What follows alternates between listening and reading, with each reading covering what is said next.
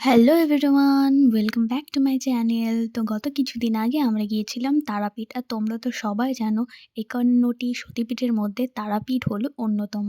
তো আমরা বেরিয়েছিলাম রাতের বেলায়। কিন্তু রাতের বেলায় পৌঁছে তো গিয়েছিলাম।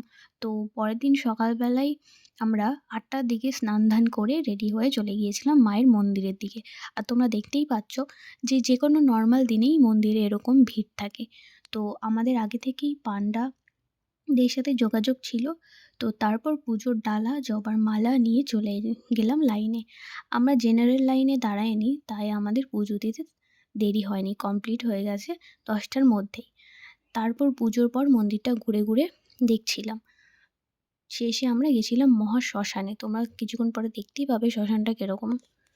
এই যে দেখতেই পাচ্ছ লাল, লাল ড্রেস পরা কত পান্ডা এরা ঘুরে বেড়াচ্ছে। এদের তুমি যেকোনো একজন পান্ডা ধরে তোমরা লাইনে দাঁড়িয়ে পুজো দিতে পারবে। আর জেনারেল লাইনে দাঁড়াতে হলে তোমাকে অনেক সকালবেলা উঠে পুজো দেওয়ার জন্য রেডি হয়ে চলে আসতে হবে মন্দিরের আগে।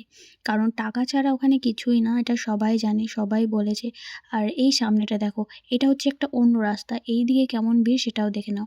আর এই যে চলে আসলাম শ্মশানের দিকে, এখানেও একটা মন্দির আছে, এখানেও সবাই পুজো দিচ্ছে। প্রচুর লোকজন পুজো দিচ্ছে এখানেও।